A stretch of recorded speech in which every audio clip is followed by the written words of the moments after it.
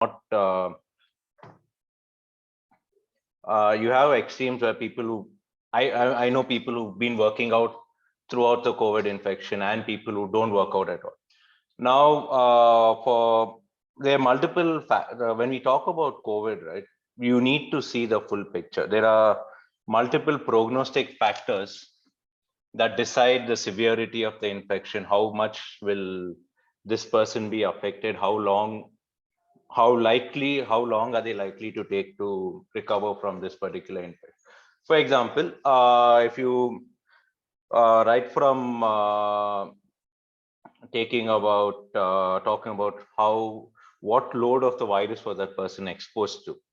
See, the RT-PCR just detects if that person is positive or negative. It doesn't detect it doesn't. I mean, yes, we do have the CT value, which just gives us the severity of the infection. But when people talk COVID positive, they're just talking positive, negative. They're not talking about.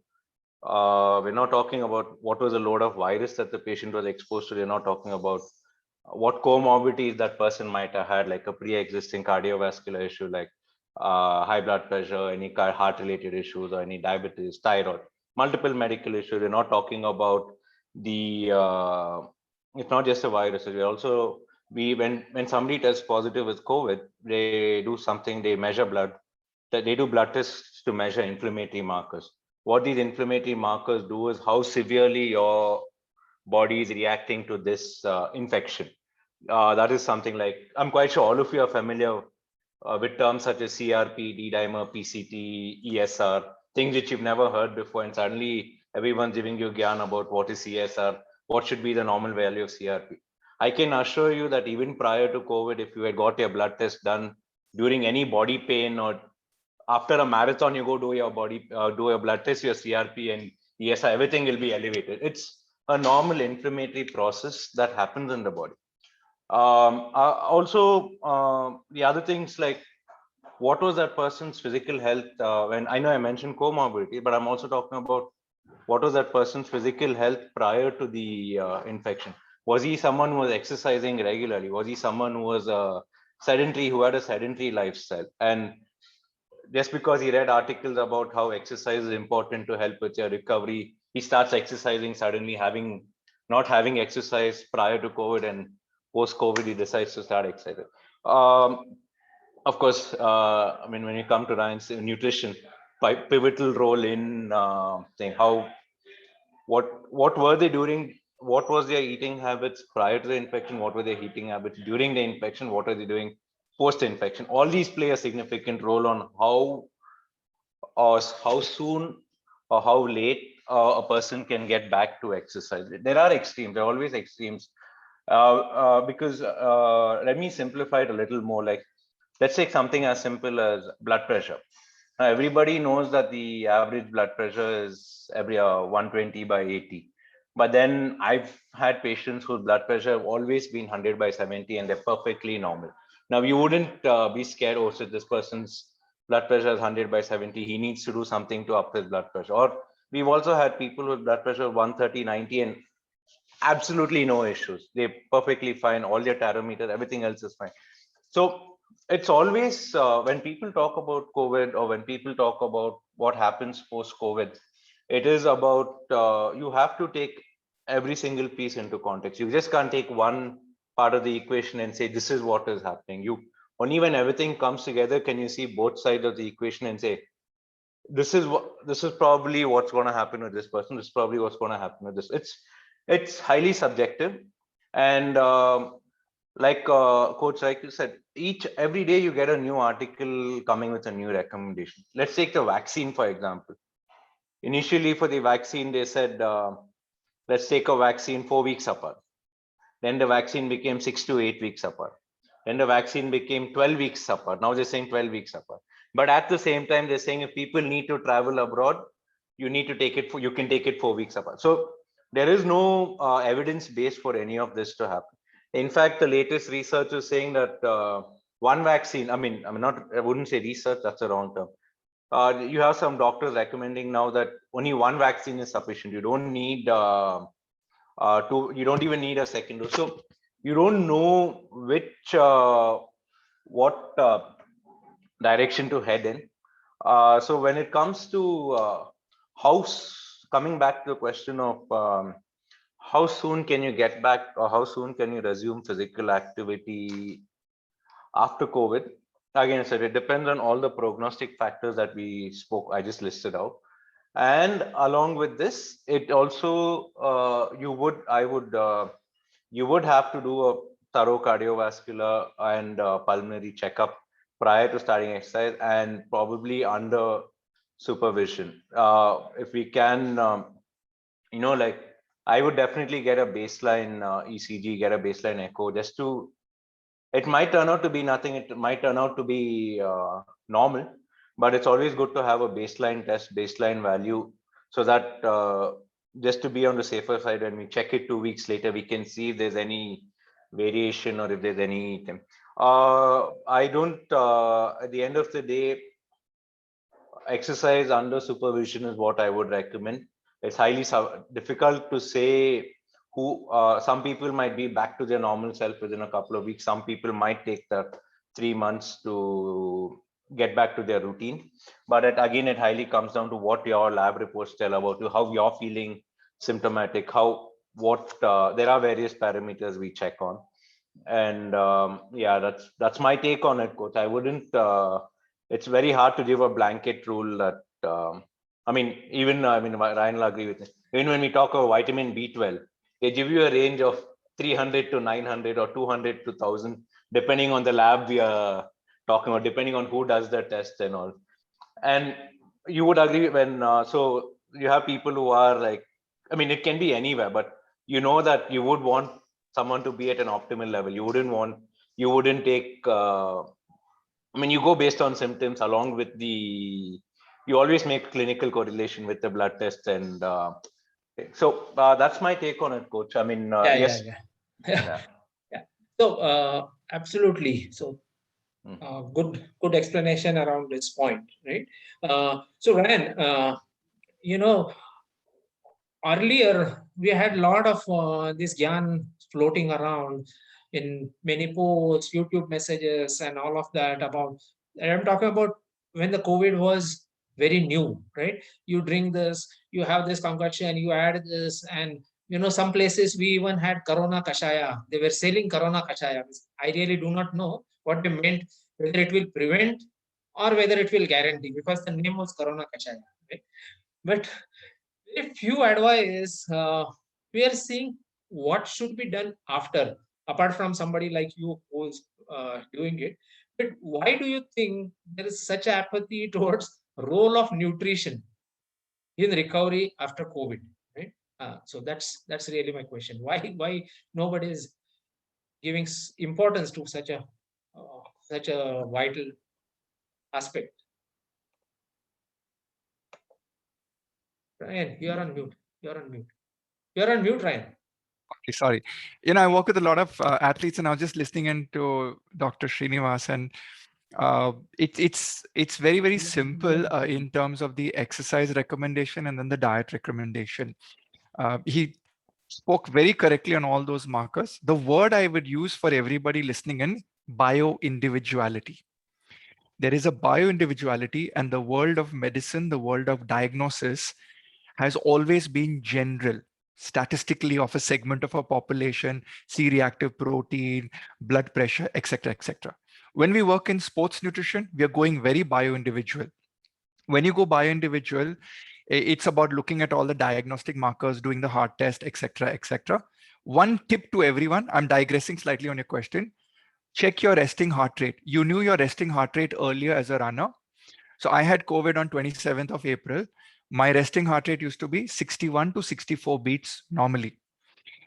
Post-COVID, my resting heart rate has been 82. As of today, this morning, it is at 76. It is a month and a half later, it's still not come down. So I use my resting heart rate baseline and what was my peak heart rate of training earlier, in addition to my C-reactive protein, which has gone back to normal, ESR has gone back to normal, D-dimer, everything has gone back to normal. I have not gone out to do the heart checkup. I have not gone out to do the pulmonary, though I do the chest CT scan, which was 1 on 25. So doc will say 1 on 25, absolutely no effect on the lungs, go ahead. So lungs clear, monitor your heart rate. So that's how the Olympic level guys are coming back. Yesterday when Christian Eriksen collapsed on the football thing and I was watching it, I was telling my wife, I think he had COVID. My wife saying, how do you know he had COVID? But actually he never had COVID. But you straight away associate that heart rate collapsing on the field. Was there an issue? Now coming back to your apathy question, very simple. You are not accountable when you are an adult for anything except your job and the finances in your house. So TV watching, you're not accountable. You can do as much as Netflix as you want. Eating is not accountable. Exercise is not accountable. People like you and me, Pramod, are coaching people and encouraging them to be accountable. Why is an apathy for nutrition? You see, your running, sir, is 1 hour. 1 hour I can be accountable to some target.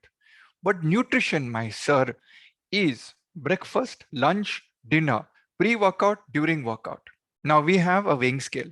The weighing scale is the taste bud, and the weighing scale is the pain of performance or health. A moment on the lips is far more pleasurable than an hour on the road. A moment on the lips is far more pleasurable than bindi sabzi. So if you put magnolia cake versus bindi sabzi, you know that magnolia is going to win on the taste bud thing. So the apathy lies in the fact that we're always taught to eat out of love and culture. So you continue that. When you start running, 90% of people who are doing running today are recreational runners. The guys who come for plans with me and have been athletes in school, the mind switch is immediate. Because there are two types of mindset. There is a pain mindset and then there's the vanity mindset. Vanity are the athletes. I have to do, I have to be the best, I have to be the fastest, etc., etc. I'll do what it takes, my taste buds be damned. Pain is what? Oh, I got aches and pains, I got overweight, I got heart problem, doctor saying to lose weight, then I go for running, I go for fitness. Such people, the pain is what? They're looking at the exercise as the pill. Nutrition is never seen as the pill because it is culturally linked to love and culture as you're brought up, and you're not accountable on that department, neither do you want to make it accountable. So this, in 20 years of counseling, I have seen I have to encourage people.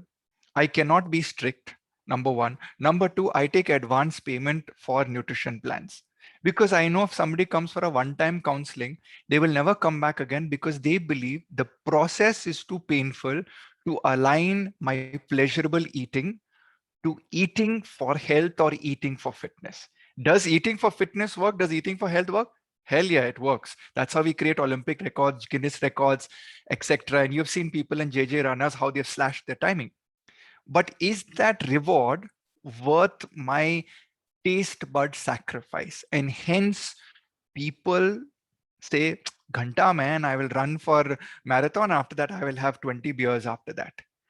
Not understanding that the beer is pleasurable, but it's pleasurable on the psychology, but detrimental on the physiology.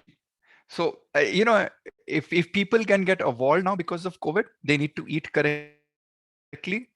I can say with promise that there is a huge number of people deciding to change the way they eat in terms of everything from this kada to what to eat and what not to eat. And I have a huge list of, what to do. And when I came out of COVID, the one thing that I had very mild symptoms and battled it very easily.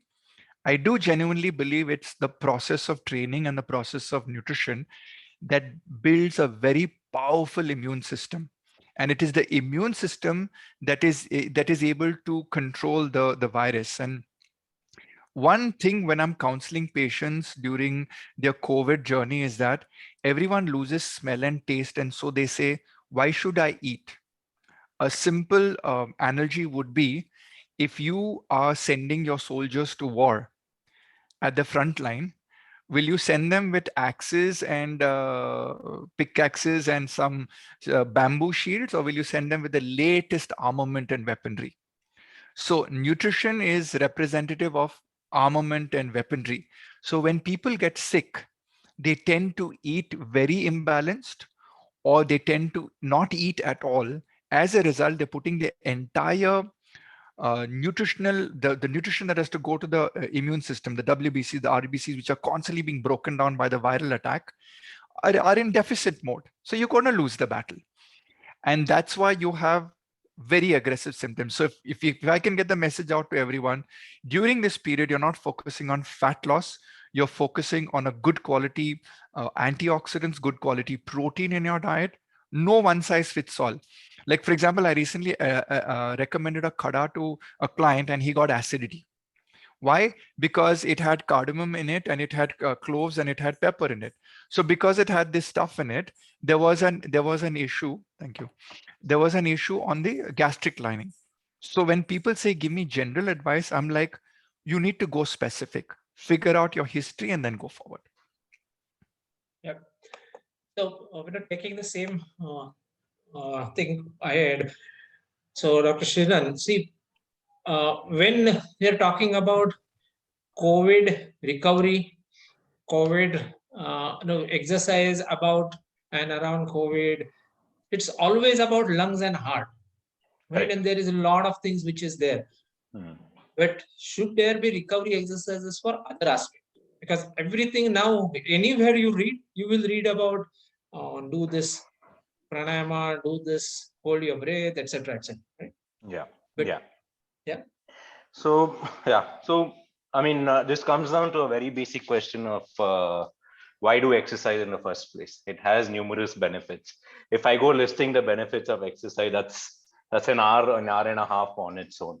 What I will do instead is I will try and list all, since the emphasis seems to be on why the lung and heart perspective. What I will try to explain over is how working on the other systems eventually benefits the lungs and the heart, so that people get a perspective of, okay, like, I mean, everyone knows that COVID affects the lungs and the heart, but I mean, even what they don't realize, it also has a very strong I mean, the mental effect is quite a bit. When I had COVID in Jan, it took me at least, even though I was physically moving around, I was able to do all my activities, took me at least 3 to 4 weeks to be at the top of my game, like be able to make decisions on the spot, to make quick decisions.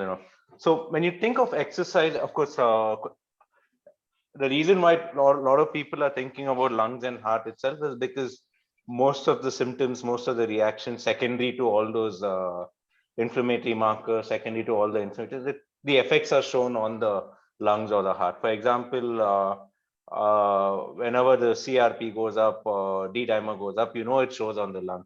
It can either show in the form of pulmonary embolism, or it can show in the form of something called as what we used to deal with in the ICU, something called as ARDS, adult respiratory distress syndrome, which is basically a severe reaction. Why do we exercise apart from the already mentioned cardiovascular and pulmonary benefits in pretty much WhatsApp University? I'm quite sure all of you come across all the benefits, the lungs and the hearts. Let's take muscle strength, for example. Why strengthen your muscles during COVID? If you look at any sports medicine or physiotherapy exercise program post COVID, or on their path, any of the latest guidelines on physiotherapy for physiotherapists or doctors, they stress a lot upon resistance training along with basic cardiovascular training. Now, why do resistance training in the first place? Get your muscles stronger. Let's say, for example, I want to walk. Now, let's say you've recommended someone, let's do half an hour of walk for this week. Let's see how your lungs and heart, let's measure your resting heart rate, let's measure your parameter, let's see how you respond to this, let's see your thing. Now, if you strengthen your muscles in parallel simultaneously, the effort of walking gets easier. The muscles are able to execute the walk a lot more easier. Once it's able to execute the walk a lot more easier, the load on the heart and the lung automatically comes down. Now, if my muscles are not strong and I'm just training my lung and my heart, and I'm not strengthening the muscle, in that case, we would all be doing only pranayam before a marathon running. We wouldn't really go and put the mileage out. So it has to go hand in hand. You can't just say, I'm going to go do strength training and not do any pranayam, or not going to do any focused breathing exercise for my lungs.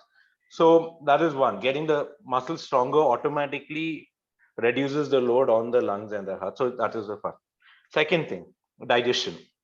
Digestion, you have to move around for digestion. I mean, half the people who come with constipation issues or slow digestion issues, half of them, when you dig into their history or you dig into the history, they all say that when you go, they usually have sedentary jobs and they've been on the, they've been seated for long hours in the day, and you just, something as simple as just getting them up and moving in between work also just there is a physical process to it also. As you walk around, as you move, the abdominal muscles also physically push your food forward. So digestion. Now, everyone knows how, at least if you've never experienced constipation, you will not realize how stressful it can be.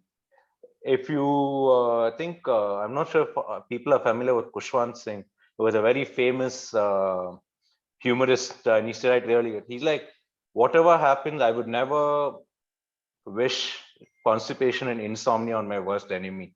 This is the worst, two possible worst things that can happen to anyone. And so digestion is something. Again, once you start moving, once you start exercising, it is along with your diet. Everything goes hand in hand. So it helps with your digestion. Then you come to sleep. You sleep better once you've exercised. You will feel, anyone who's experienced COVID, will realize that they have this, at least when I say COVID, I'm talking about someone who's experienced COVID with symptoms. You realize you have this sort of lethargy the whole day. You have this lethargy the whole day. You tend to nod off. You tend to sleep the whole day. And at night, you're just lying down. I mean, you do lie down, you sleep, but you don't wake up refreshed the next day. So again, exercise helps you sleep better. And again, this automatically, indirectly, again, helps your lungs, helps your heart, everything. I mean, everyone knows that, or sleep is an essential tool for recovery. And and finally, coming back to the mental aspect of it, nothing, I mean, whenever mentally, yes, apart from the usual talk about endorphins, usually exercise releases endorphins make you feel good, puts you in a good mood. Apart from this, what exercise also does is it does help reduce your stress from, I'm sorry, good mental health also reduces your cardiovascular and pulmonary stress automatically. So without going into the technical details about which hormone does what, exercise pretty much is essential from, I mean, just from, even if it doesn't directly affect the heart and the lung, any exercise you do, whichever system it works on, it's indirectly working on the heart and the lung. So that's why I would say, look at exercise as an overall aspect, work it for the whole body. Just don't look at the lung in the exercise. That's a lung and the heart. Yeah. So I was saying while you were talking, Ryan is writing some nutritional tips for whichever thing you said. So, Ryan, that's a question, right? Of course, there will be generic guidelines, etc. But from nutrition perspective and COVID recovery, which are the major areas of concern or focus you should recommend somebody who's coming out of this infection? So, Doc, very rightfully put that muscle training is there. So everyone's trying to do some form of fitness and all. So if you're getting in that line, the first question is, if you are not a JJ run and just a normal person, is the protein in your diet correct? Because you suddenly get enthusiastic to start doing pranayama or little exercise, and obviously to prevent muscle protein breakdown. Your protein should be at least 0.8 grams, if not 1 gram, if not 1.2 grams, because in athletes we go to 1.5 grams. Right. So the idea is, for the non-vegetarians, I have seen that it's quite easy to make a comeback with little bit of red meat. People say, no, but my cholesterol is high. But their hemoglobin, their ferritin levels and their iron levels have been bashed up in COVID. So I look at maybe heme protein, which is the red protein. And only if people have aggressive cholesterol, then I say, please don't eat non-veg. Take a supplement of a blood builder or an Orofer XT or something. Ask your doctor for a good iron supplement. So protein and iron is two components that we have to look at when coming back. The other thing is that, I do a lot of food diaries, Pramod, with people, and then they send me pictures of their foods.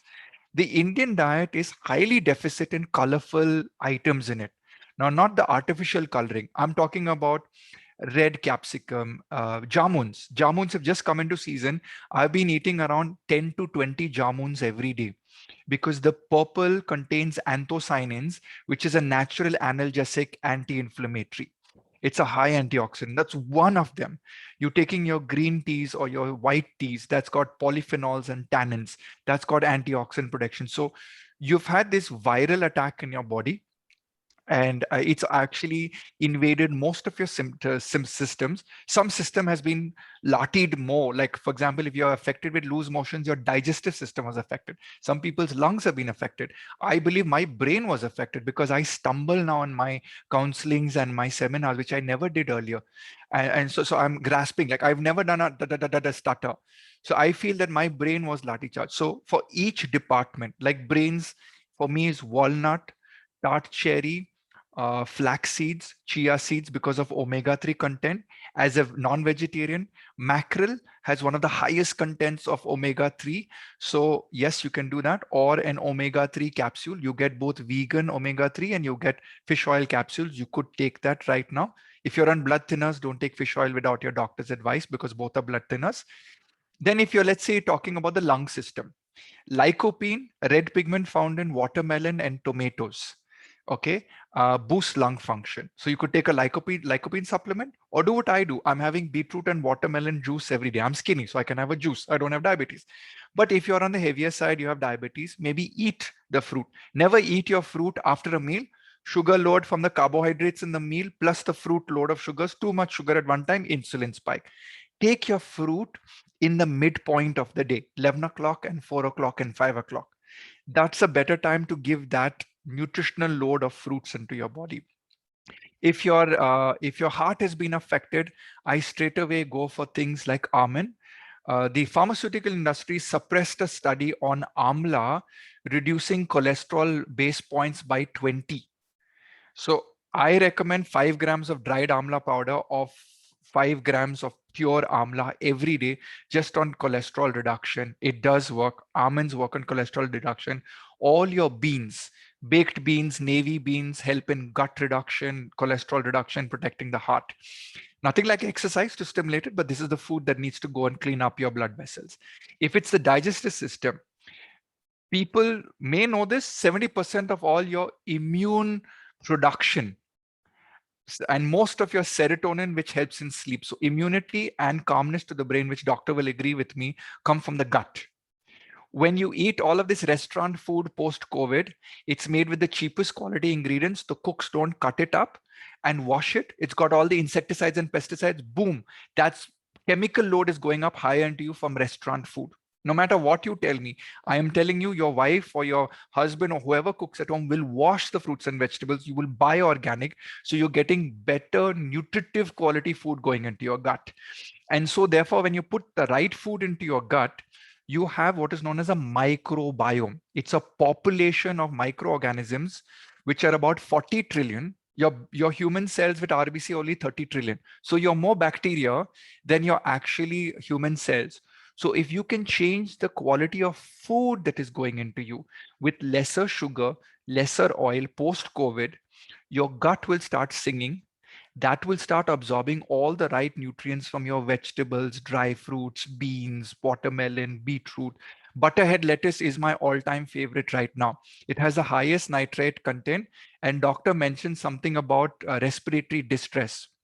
So there was an article written about how they were trying to use nitric oxide for vasodilation in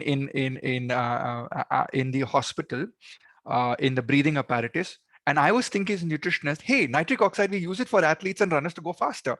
So can I naturally give people coming out of COVID more nitrates in the diet from beetroot, butterhead lettuce, and rocket leaves. So if you can add this, suddenly your blood is thinner, your blood is more oxygenated, nitric oxide is there, it's an amazing part.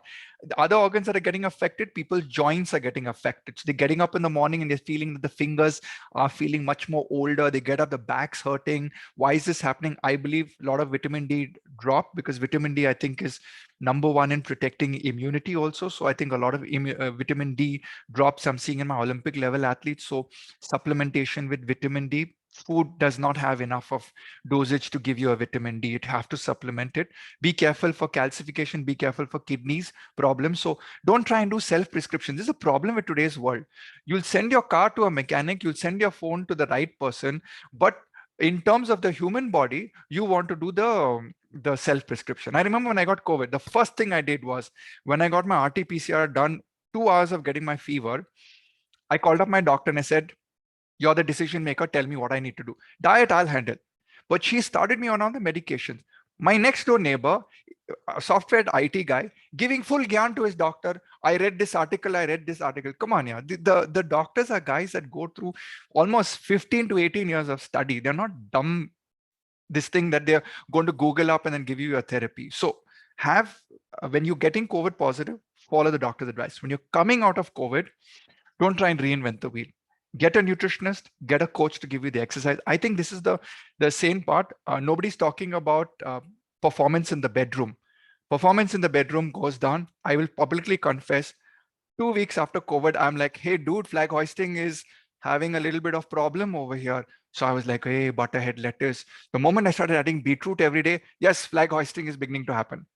So erectile dysfunction is one thing for people above 50. If you're having a problem, holler out to me on the sidelines. I'll be happy. There's a whole list of foods that we can do to bring back blood circulation, energy, not only for running, but bedroom performance. I hope I didn't stray, Pramod. These are all performance parameters in life.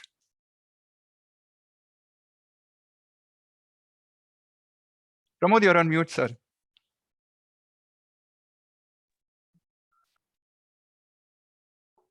Oops, sorry.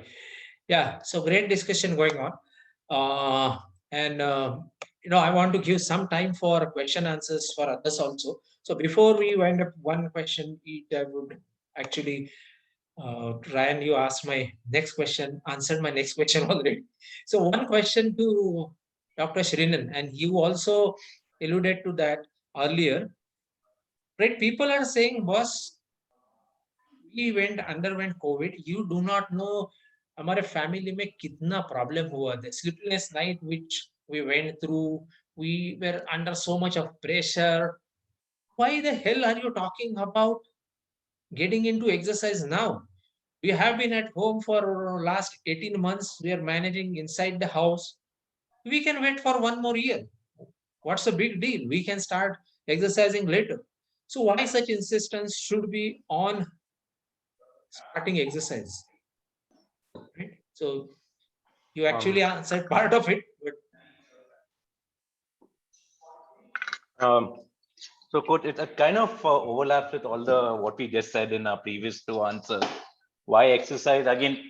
And you, I understand there will be a lot of socio-economic limitations. There'll be a lot of family commitments. There will be a lot of. I mean, if I've missed out on work on a month prior to COVID, and if I've lost on income for a month or so because of COVID, my priority will be to my family to get back to that financial thing, get working out. But it all comes down to, if you don't take care of yourself, there's no way you can take care of anyone else in your family, because very often we've seen cases in the hospital. I'm not talking about COVID in general, talking about any medical issue. They've been absolutely fine for up to 45, 50 years of age. You've been no health issues, no health related issue. And then suddenly something else happens. And, like you not, when I say health issue, they've not done any checkups. They've not done any sort of, any workup with a doctor. There's no follow up with a doctor and figured out what is going wrong with them. And then suddenly when they discover that they have uncontrolled diabetes or uncontrolled high blood pressure, or you've gained a lot of weight over just focusing on the money and the social bit of it, you suddenly realize that your health is not indispensable. You can't take it for granted. Just putting the same thing in context over here, uh, there can be, I mean, you don't work out now and then you, I mean, let's to put it as simple as this: the later you start working out, the lesser, the later you're going to reap the benefits, or the lesser, the more harm you can have from sedentary lifestyle. For example, I've not done anything. Yes, I haven't done anything for the 18 months. I've gained about 4 kgs or 5 kgs over the last year, 18 months. I want to wait one more year. And in that one more year, I can gain another 4, 5 kgs. Or in exercise, we have this very common saying: if you don't use it, you lose it. Which applies to pretty much all systems in the body. You don't read, you don't watch, or you don't listen to informative stories or anything about a particular subject. You start losing information on that. You don't stand, you don't squat enough, or you don't stand enough, you're going to lose your butt. If you don't eat, like talking about the microbiome, there's so many different organisms. You don't eat the right food, you don't eat the right nutrients, you're going to lose a good bacteria in your gut. It's just going to die because you're not supplying it with the nutrition it requires to thrive, to form a good microflora over there. So it's the same thing with exercise. It's like saying, I have 3 months for my exam. I have 3 months. I can start studying 1 week prior to the exam. Why should I start studying now? I can start. It's all about preparation. And um, again, it goes back to all the benefits of exercise. There's no, it's like, how would you convince someone who's been a couch potato? Like, it's like when you're trying to motivate someone to start exercising, they'll be like, I'm going to start this Monday. How many times have you heard someone say this Monday? Like, it probably, like, you would have heard that this Monday for a year now. Like, why wait for a year when you can start now? I hope that answers your question, because I was a little off, because there's a lot of overlap from the previous question. I have a few points to add to Dr. Srini, though he went with the health benefit and the systems. I have always been tom-tomming the same thing, but of late I've been taking inputs from my clients who have started giving me their inputs and their wisdom. So I have this billionaire client in Dubai. He's got 8 Rolls Royces, 22 supercars in his garage. And he said, Mr. Fernando, what's the point of 2 or 3 cars if my legs can't make me walk? What's the point of having 20 homes if I can't live in one of them peacefully? What's the point of having all the Gucci trousers and the BlackBerry t-shirts if my body is a third grade vehicle inside? So I think the message that I have learned is, irrespective of the money that we are earning today, which we're spending on goods or inanimate objects that we acquire that display our status or symbol of wealth or posturing to society that we have accomplished, I think the new measure in the future will be an introspection internally on how healthy am I, how fit am I, how nutritious am I, and then you get to the next spiritual level, which is, how is my mental behavior to the rest of the world? So you've got the spiritual, you've got the mental, you've got the physical. And when you put this together, I think it's all about just saying, getting up one morning and saying, I need to live better, because if there's another round of this pandemic with another virus, will my body survive? Am I getting ready for that battle? So that's food for thought at the end of the day. And I do believe in India, we've always been celebrating everything with food. So you're happy, you get a promotion, you celebrate with food. It's just having a runaway effect on diabetes, hypertension, etc., etc., etc. The nation is getting more unfit, and I might get shot for this, but nowhere in our generation lifetime will the government be able to scale up healthcare, where the healthcare will be able to take care of 5% of this 1.3 billion population. So it's about a time for us to not blame the government for not having the necessary infrastructure, and first saying, am I taking care of my health and I'm absolutely fit that I can treat myself at home? And most of the diseases are treatable inside the human body till the age of 70. So if you live till 70, you're going to live forever, is my viewpoint. Because after that, medical science will just prevent you from dying. But if you live till 70 disease free, I think that's the name of the game for everyone in this group. Yeah, great thoughts, guys. So we will give some 10-15 minutes for people to ask questions. So you can unmute and ask, or you can keep your questions in chat. Either way, it's fine.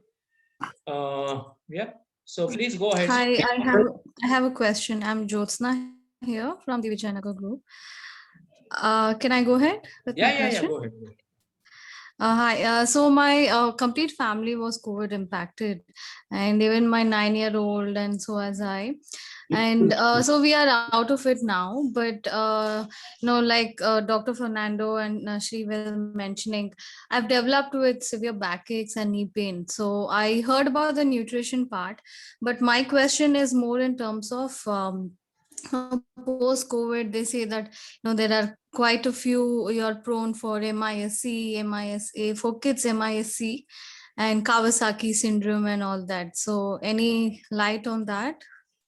And also, so that's one part of my question. And second, so I want to join back my running and my walking and everything. So having deficiency with backache and knee pain, what do you suggest is, I wanted to ask the forum. So just now, very quickly, I would say that if there's a back pain, obviously, you could do a self diagnosis in terms of a simple blood test and check if your hemoglobin is low, your ferritin is low, your vitamin D is low, vitamin B12 low. If it's low, contact your family doctor, get a necessary prescription done for you to top up those levels. I also believe that the ligaments probably have taken a pounding because you would have had a lot of body pain, body ache. So muscle has taken a pounding, ligaments have taken a pounding, cartilage has taken a pounding. So there is certain nutrition in the form of gelatin or collagen that we do for athletes. Again, I can't over the cuff prescribe this to you because I don't know your height, weight, body fat percentage. So what I would suggest to you is get in touch with my team, do a 1 month nutrition plan, get your input correct, get your reserves topped up. In that 1 month, start slowly incrementally building your fitness with inputs from your coaches, which could be something as simple as just walking and yoga and stretching, so that for 30 days, diet gets good, you're limbering up the body, and then you do a blood test for your C-reactive. And as doctor said earlier, maybe a pulmonary and a heart check. And if it's all clean signal, get back to your running. With regards to your children, consult your pediatric nutritionist is my advice. There is no light from here that can be generalized for children. I believe that no one size fits all. And only your pediatrician should be looking at your child and saying there is a Kawasaki or there is any other issue that is coming around the bend. I do think children are very resilient, but if your child is overweight and your child has been into a lot of junk food, then the warning signal should go up in advance, Jyotsna. That's my input. So doctor, you want to add something? Nothing. I mean, just Rhino's on point for everything. Like Josna, like the whole thing is to figure out the root cause for your back pain. Is it a nutritional issue? Is that a physical issue? Because another thing that happens is during the COVID, we're spending a lot of time on bed. If you've been sleeping in a wrong posture for the longest period of time, you want to find out the root cause of what is causing your back pain. And once you figured out the root cause of what is finding out your back pain, it'll be easy to target it. And I mean, easy to figure out, help sort out why that's to correct it. And regarding the Kawasaki and again, it's about finding out the deficiency, finding out, looking at a thorough, detailed evaluation of the diet in your day-to-day, because all of us, without realizing, assume that we're taking the right diet without actually. Only when you sit and write down, okay, am I meeting all the requirements, or like I'm quite sure when Ryan was speaking about colors, he was like, a lot of, I mean, not I've heard a lot of dietitians say, the more colorful your plate is, the better it is for you. How many colors do you have on your plate? Again, we're not talking about artificial coloring. So finding out the root cause is key. Once you find out the root cause, deciding on whether it's diet that's going to help you or whether it's a medical intervention that's going to help you, will help sort out your back issues. Yeah. Another root cause you need to look at it is it Netflix? Yeah. Because we are sitting so much, we are doing our Zoom calls on a position, so all of those things will come. So from exercise perspective, you can join a very basic program what we created. We have created this fitness program very specifically for you guys to come back. So those where we will start with walking. Yeah. And the more you feel confident, then you can shift a program. Right? We never stop from shifting you from program to program. So if you're not confident, start with the fitness program, which will involve walking majoritarily. And at some time you will get into some high intensity workouts. So that's available for you, right? Yeah. Okay. So there is second question which has come here. I will read that. Thank then, you so much. Yeah. Then we will take another question. Let me read the question. What is the right rehab process post-COVID for kids? My son is 10 years old and has and lost a lot of his stamina over past couple of months, and hence the question. He used to pre-lockdown go to cricket classes 5 days a week and have high on activity. Okay. Can I take the run? Yes, please, doctor. Okay, fine. So, Shrikant, see, what's the right, again, like nutrition, exercise prescription and rehab prescription is highly individualistic. It's not, you can't do a generalized prescription for everyone. I mean, if that was the case, JJs would have one running program for everyone. Coach wouldn't take the pains to make highly individualized program for everybody. And so I would highly recommend that you bring your kid in, because one is, now when you say lost his stamina, we're looking nutrition, we're looking medical, we're looking activity. I know you said he used to play cricket classes 5 days a week prior to, again, and also there are ways of measuring, like resting heart rate. There are ways of measuring is his how are his lungs functioning, there, how is heart functioning. There are simple tests to measure it in the clinic. It doesn't have to be a lab test per se every time. And it's very highly individualized. I would recommend a personalized assessment, and then taking it forward on how to develop a particular rehab program, because it's very specific. You can't give a generalized rehab program. It's not going to, it may help him, it may not help him also, but it's very highly individualistic. Okay, so we will take one more question from Pramod, there's one on vaccination. Yeah. I'm just taking one by somebody who's asking and one question here. I'm just alternating. So some people might not have put in questions. So if there is nobody's asking, I'm going to for that. Yeah. Hi, this is Ganesh. Can I go ahead? Yeah, Ganesh. Yeah. So I in fact, 4 of us were down with COVID whole of May. I'm recovering now, but a couple of issues I see is I have the cough still, right? Like for example, for most of May, anyway, I didn't do anything, but I've now started to kind of start going out for small walks nearby. And yesterday night, I tried to go on my bicycle. So after some time, I start getting cough again. That is one issue I'm facing. And when I try to focus, I get headaches. And of course, I can't sit on the chair for a long time. I get that back pain. So I have these things still going on. So is it advisable for me to start off? Or should I do any tests that are relevant to my symptoms? What should I do? My input very quickly: focus on your diet for the next 3 months. Relax, just do simple walks that are under 20 minutes for now, and get in touch with your doctor who treated you for COVID, saying I need a post-COVID recovery plan in terms of, if I have to monitor anything in my blood test, what do you recommend? How frequently should I do it? And can you advise me on when would be the right time to come back? I'm sure JJ's is also working out with the doctors within the team. So you could, the simple thing is that I do not want you to go out and ride a cycle or do walking and then collapse one day somewhere. And it's because you did not have a game plan in place. So the game plan from a very simplistic point of view is focus on the diet, because you'll not collapse with diet if you eat the right foods. So I think that's the easier thing, because right food equals to rejuvenating the body. Exercise without food and in the condition you are could lead to destruction of the body, and in worst case, relapse. So I would say focus for 3 months on diet, get stronger, look at small exercises, lot of antioxidants in your diet, from colorful leafy vegetables, red amaranth, purple jamuns, purple cabbage, green tea, black tea is my favorite. And just looking at and maybe supplements like N-acetylcysteine, found in a lot of broccoli, Brussels sprouts, and cabbage. N-acetylcysteine is what we call as a mucolytic, which dissolves mucus. So it will give you, in Olympic level athletes, we use it to cheat, to get them to get better lung function.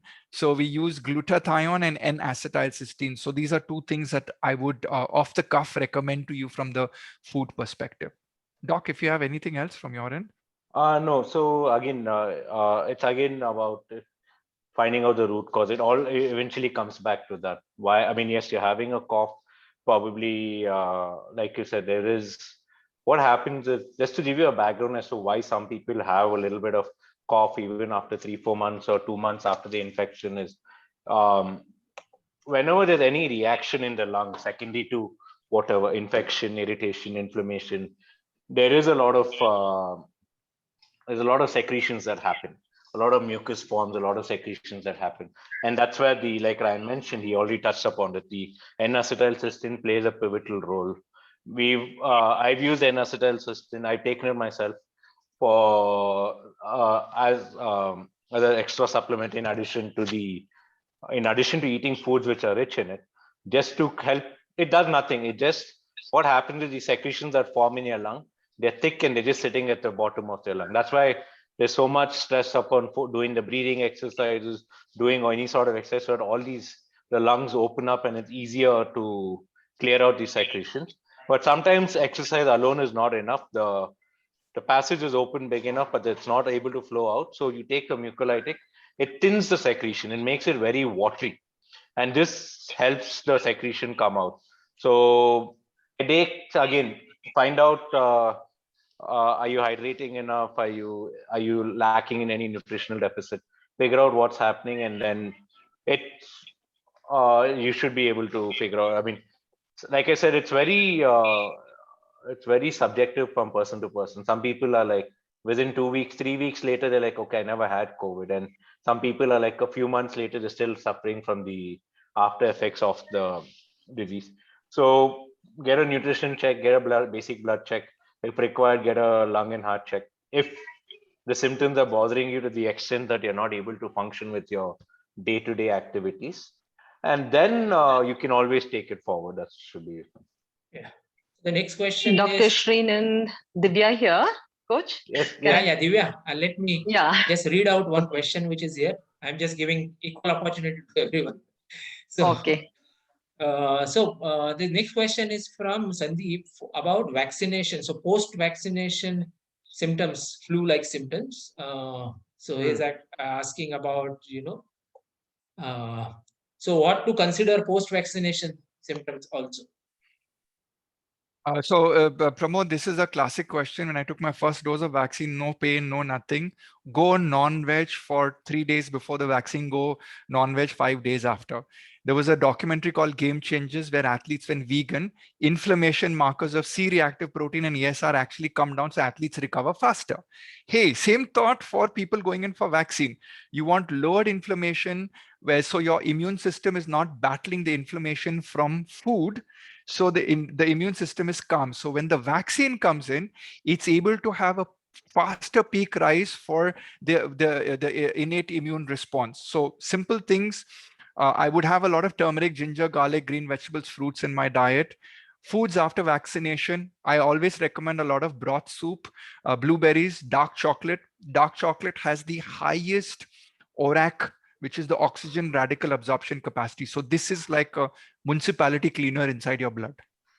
Now, dark chocolate without sugar, because sugar is a culprit to fuel your virus and to damage or lower your immune response. A lot of virgin oil, olive oil, broccoli because of its glutathione and N-acetylcysteine. Those who have thyroid, limit your broccoli to 3 times a week rather than every day. Things to avoid: I haven't had a drop of alcohol since 25th of April. I intend not to have any alcohol till my second dose of vaccine and 45 days after that. So it looks like the next 6 months, there's going to be no single malt whiskey. A lot of people go for the vaccine on an empty stomach. I think the psychology of taking the vaccine, all the fear mongering that is out there and all, eat well, have a nice breakfast and then go for your vaccine. Or let's say you've had and your timeline for the appointment's very late, carry a few oranges. Research has shown oranges lower C-reactive protein. So they did a mouse study and found that they fed the rats oranges and they found a dip in C-reactive. Now, I don't know whether we can subscribe that to humans, but no harm in eating oranges. No coffee, tea, because I think the caffeine aggravates the muscle soreness and stuff like that. So for 5 days during the vaccine, I think these are things that you should avoid. No non-veg, as I said earlier. Yep, that's it. Okay. Yeah, muted. Pramod, Sorry, you're on Divya, mute, sir. yeah. Divya, you can go ahead. Yes, coach. I just wanted Dr. Srinan's views about no restrictions on physical activity post-vaccination, because there's a lot of things, only about that. Yeah, I mean, again, it's recommended that when you say post-vaccination, immediate post-vaccination, no, it's better for the next 24, 48 hours, just take it easy, because what happens is when you take a vaccine, there's a slight, at that point of time, because your body is fighting the vaccine and developing its immune response to the vaccine, all its resources are devoted towards that vaccine, taking that vaccine into its memory, figuring out these are the antibodies. It's all diverted towards that. So even though you're forming an immunity response or an immune response to that vaccine, your overall immunity during the 24, 48 hour actually dips. It kind of on the lower side. It's not because all your resources, the body resources like your WBCs, your lymphocytes, everything are being diverted towards fighting the vaccine or getting the vaccine, incorporating that vaccine's imprint into its memory. Now, first 24, 48 hours, take it easy. Post that, if you have no symptoms, they're absolutely fine. I don't see why you should restrict any sort of physical activity. I mean, again, if you've not done anything for 4 days, take it easy for 2 days, and then within the week, you should be back to your regular routine. There shouldn't be any reason, unless you had prolonged symptoms from the vaccine. Some people have fever or are knocked out for like 4-5 days. Again, it's highly depends on what symptoms you experience post-vaccine. I've had people who've gone back to their workout routine 48 hours after the vaccine. So, and there are people who've not had any reaction, but still we recommend 24, 48 hours rest and then a gradual return to play. And by the end of the week, you should be back into your regular pre-vaccine physical activity. Yeah. So Meher, your question is kind of answered, Meher. So I'm not repeating it because your question about physical activity post vaccination. So Meher, I'm skipping your question because yes, coach. Agreed. Right? Thanks, coach. Again, Shrikant, similar question, right, about post vaccination. So I'm going ahead now. Question from Mayuresh. So my quarantine was over on 27th April. I used to feel hungry during and after that period. Still in June also I feel hungry and my heel pain is triggered. So could you advise, I have assumed, please could you advise, I have assumed regular physical activity and physical routine as well. Doc, I want to take this one. Sure, go for it. From a personal experience, I have been craving chocolates, motichur laddu, and I have been eating. So I have the body assessment scale, which measures fat and muscle percentage. So a lot of people don't understand they have lost weight. So 69, I went down to 67. I didn't lose fat. I lost 2 kgs of muscle. Why? Because muscle is the predominant resource of glutamine. 60% of your muscle made up of glutamine. So the body breaks it down in fever to provide the amino acids for recovery. Plus, there's all this hangama and this jagada that's happening, this full ladai is happening. Your nutritional value, which is to rebuild the soldiers, rebuild the immune system. So, right, everything from vitamin D to magnesium to sodium to potassium, I think everything gets obliterated. So all mineral levels come down. So now when you recover, body is going into evolutionary process of recovery, which is eat well beta. So the thing is, we have been tuned not to eat colorful fruits and vegetables in the Swiggy and Zomato generation. So we go and order those foods which could be unhealthy. So what I am doing is I am doing a lot of green smoothie. I pinch my nose and freaking drink that. I'm doing a lot of beetroots and all. I'm doing dark chocolate. I'm walking and I'm doing a lot of protein in terms of fish. I'm doing eggs. I'm doing mostly egg whites and stuff like that. If you're vegetarian and you're not allergic to dairy, then I would say paneer, otherwise soya or tofu or a lot of beans. Start eating this. Do batch cooking, prepare stuff and keep it. So if you're not allergic to popcorn, maybe prepare popcorn and keep makhana and keep. So these could be that Netflix snacking that you could do. Measure your weight gain, because all my clients coming back from COVID, I'm donezoing the weighing scale to their house. They're put on 3 kgs, but they put on 3 kgs of fat because they're eating wrong. So my sincere request to people is, yes, you will have craving post COVID. First, know what did you lose, fat or muscle. Start getting your nutrition very, very accurate. So you're feeding. Otherwise, you're going to come back for next year's marathon preparation. Same weight, around 8% muscle down. You're going to say, why is my timing not there? Why am I feeling fatigued? Because you've got lesser muscle and your cardiovascular ability has also been hammered. So cardiovascular hammered, muscle hammered. So maybe weight training could be your recovery startup process, is my advice to everyone. Yeah. Doc, you want to add?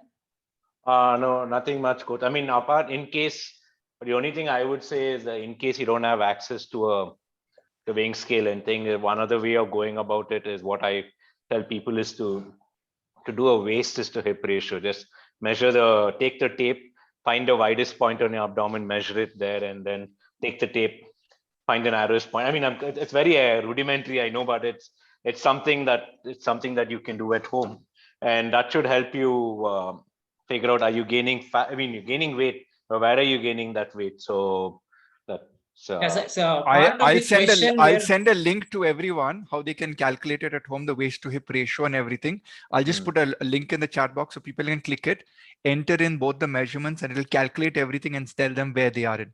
perfect. Right. Yeah. So his second part of question, which I thought, doctor, for you is his heel is paining. His heel pain is triggered. Yeah. So what we've seen with a lot of issues, I mean, a lot of people with COVID, right? I mean, like, apart from what, like Ryan said, like, a lot of your minerals, everything, all your resources in your body are pretty much depleted. So you tend, your particular ligaments, bones, joints, everything start to feel the strain. Now, if your heel, the term, he said the heel pain has record. That means he's had an heel issue before. And probably now he's got into that stage of health or that stage of fitness where the heel pain or the heel niggle has been negligible. You're not able to, or you don't notice it.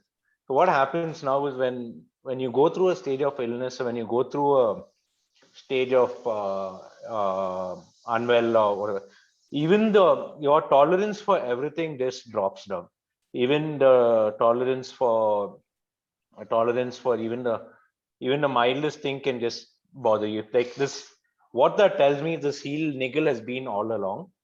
It's just that now that his tolerance level is that low because of the COVID, that he's able to notice it. So that the root again, now once as his strength and as his endurance and as his tolerance levels gradually build up, he will again forget about the heel pain. But I would probably recommend figuring out what was the cause of the heel pain in the first place. When, not now, when he's absolutely fine, because that will give us a much better. Because now, if let's say heel pain is secondary to plantar fasciitis, for example, now I want to see whether it's a very tight calf muscle, or whether it's a running style that's contributing to it, or whether it's his hip which is not working, which is contributing to it.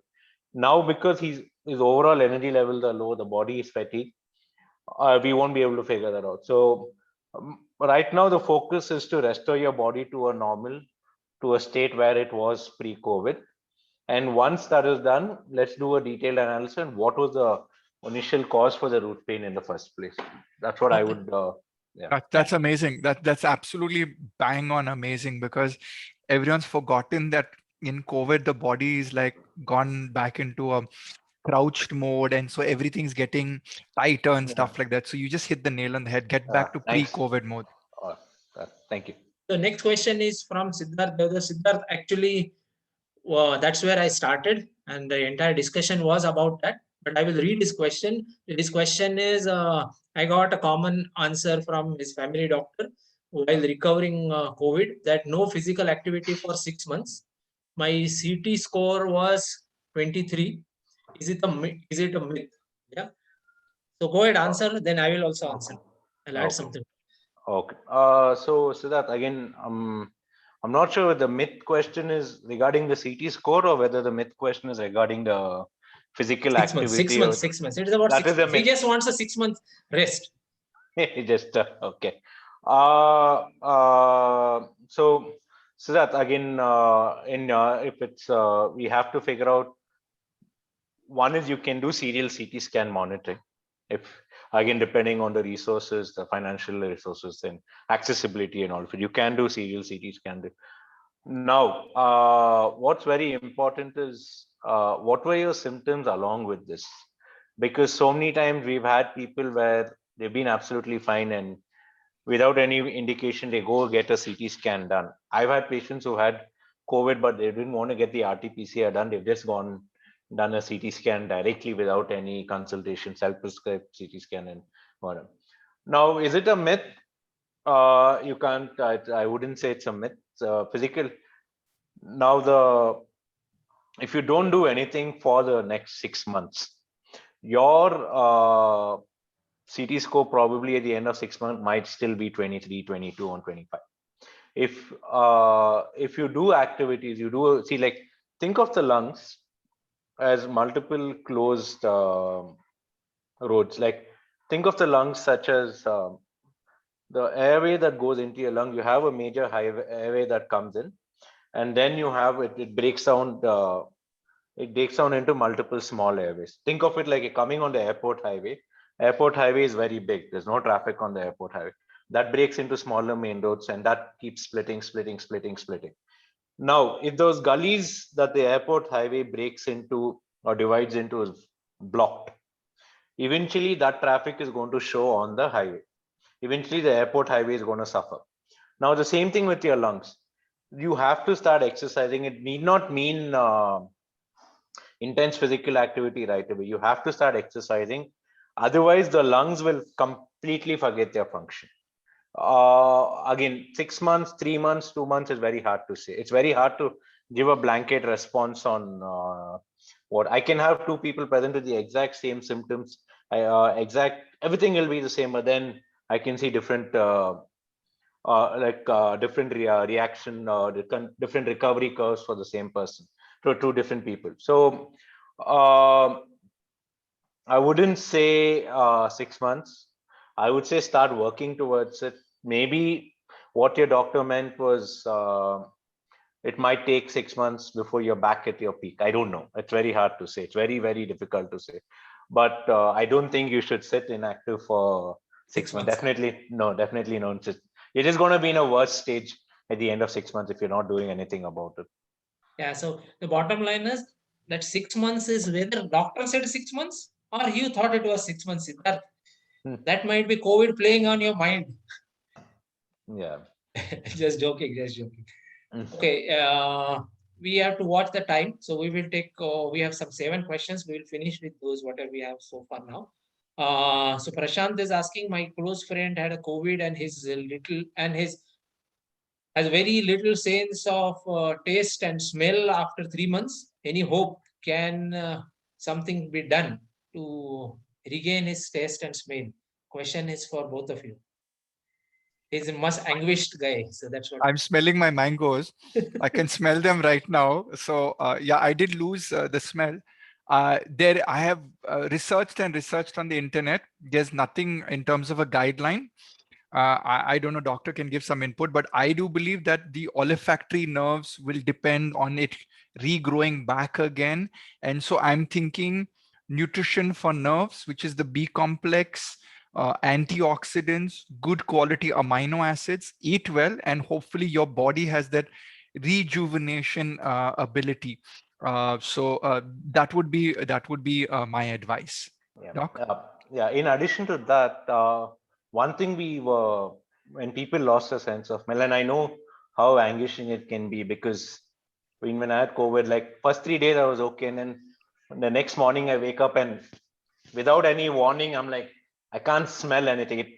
For the first half an hour, you're like, it is quite disturbing. You're like, the first thing I did is I went to the kitchen and then I was boiling some ginger and turmeric, and I'm trying to Smell it. get that smell it. You're trying to stimulate that, get that inflammation down. I put garam masala and my honey instead of ginger because I couldn't smell it, and I put it and I'm like, oh shit, what the hell did I do? Yeah, it's very disturbing. Apart from, yes, one is to definitely work on rejuvenation of the nerves. The other thing you want to do is, like with muscles, nerves also, when they're not stimulated, right, they tend to lose their function. So one thing your friend could probably do is try and stimulate it as much as possible. Try to give it different kinds of stimuli as much as someone has to do it for them. They have to close, or like, try to smell. I mean, one thing we used to, when people had COVID, and when one treatment protocol we followed when patients told us that, hey, I can't smell, what do I do about it? In order not to lose the olfactory nerve sensation, we asked them to take a little bit of betadine, dip it in a Q-tip or dip it in a end of a tissue paper, and just keep putting it up their nose, so that, one is you're reducing a little bit of inflammation. At the same time, you're trying to stimulate those nerve cells to pick up different kinds of smell. It's the same thing with food. Try having different varieties of taste, because there are different types of taste buds on your tongue. So you want to try and stimulate all types of taste buds. There's a taste bud for sour food, there's a taste bud for sweet food, there's a taste bud for salty food, there's a different types of taste buds, there are different types of you want to just try and have as much stimuli as possible, trying to kickstart the nerve from the outside. Along with, again, this doesn't work if it's deficit. You can restart a dead battery, provided it has some sort of a battery which is stopped, provided it has some charge. But if there's nothing, you can't just restart it. So that would be my take on that. Yeah. So next question is from Kadri. Kadri is saying, I have been facing numbness in my fingers for past 3 months. There is a severe weakness in my fingers, and I have consulted neurologist and taking medicines, but there has not been much of improvement.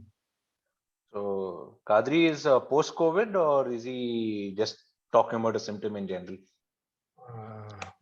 No idea. Kadri, if you can unmute and answer, or it's better you connect with him separately. Yeah, I think that'll be better.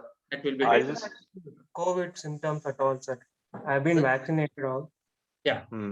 There's no That's good. COVID. Yeah. So it's better you talk to doctor separately. Yeah. I've just typed my appointment link in the chat box. You can just take an appointment on that, Kadri, because we'll try to restrict discussion to COVID related COVID stuff. only. Yeah. It just So there is Usha is asking, recovered from COVID. It's been 1.5 months, and I feel back to normal and started walking. I have not done blood test. Is it any? Do you recommend?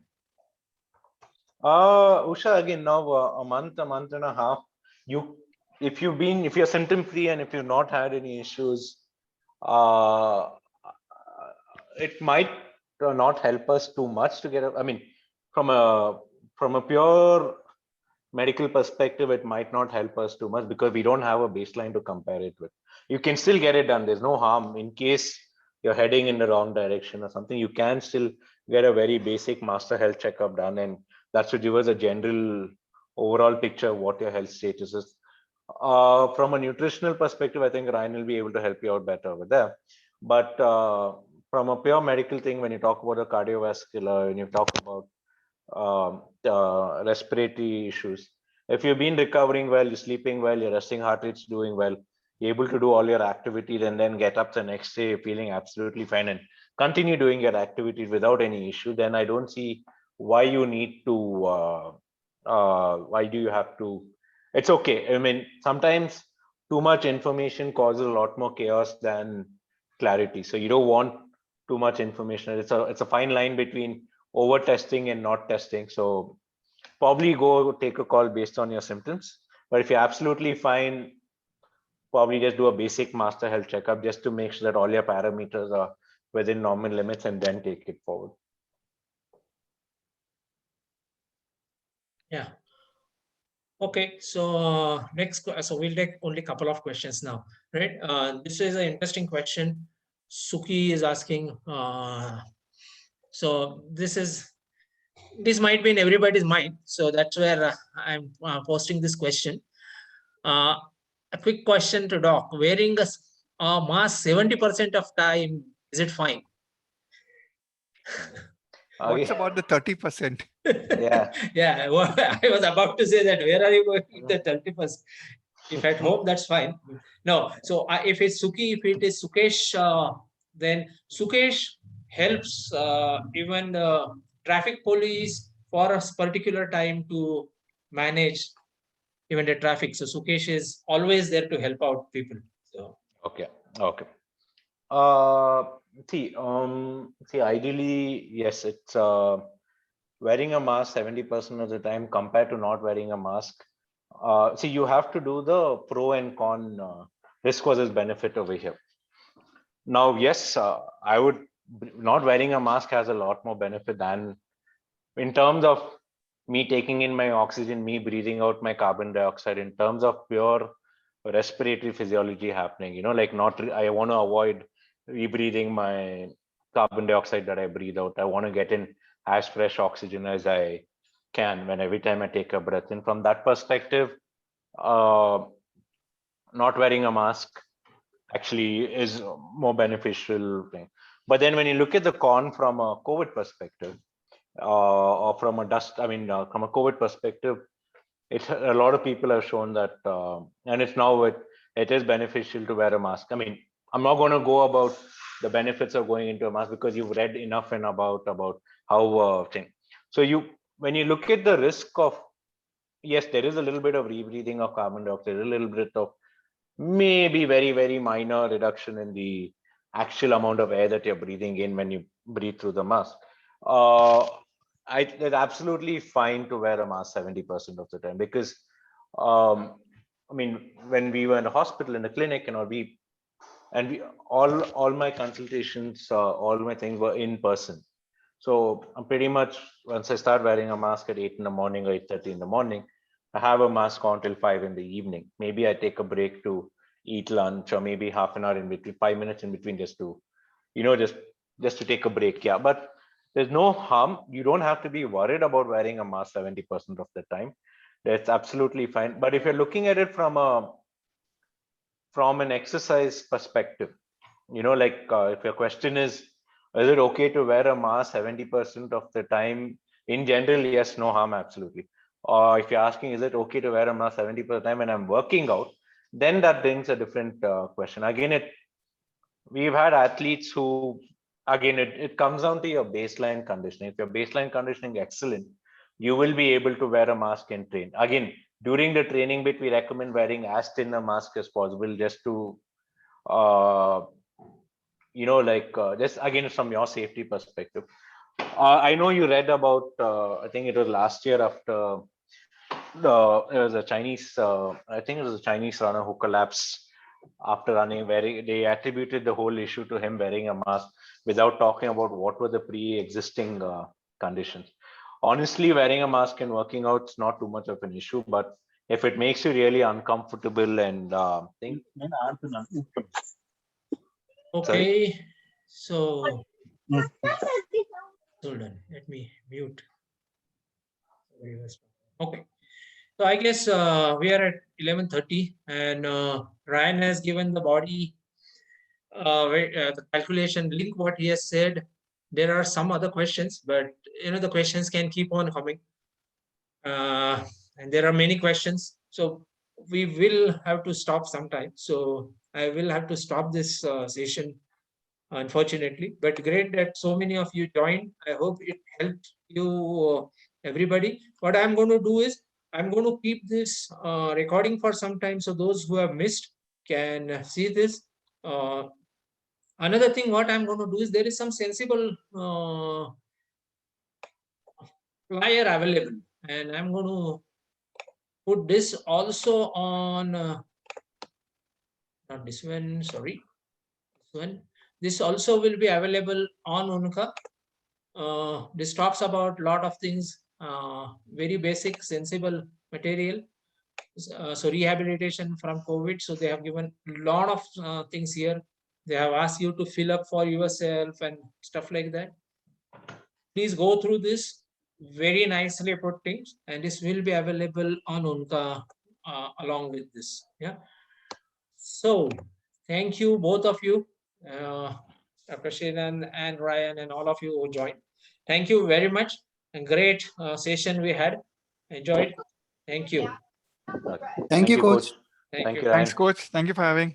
Thank Bye, you. Doc. See you. Bye. See you around. Chalo. Bye. Thank you very much. Yeah, thank you You're so much. welcome, everyone. You're welcome. You're welcome. Thanks, coach. Thank you, Yeah, Doc. thank you, sir. Welcome, everyone. Thank you. Eat nutritiously on Sunday. No biryani for lunch. Unless it is home cooked. Or Thank- do pulao with a lot of vegetables in it. Thank you, doctor. Thank you so much. It was No. very, very informative. Thank you. Thank you, coach. God bless. Thank you, Doc. for a wonderful Thank session you, on Ryan. right time. Yeah. Thanks, guys. Thank you. Bye. Thank you so much. Thank you. Thanks. all Great of you. session. Thanks. I'm just going to end the meeting now. Thank you, everyone. Thank you.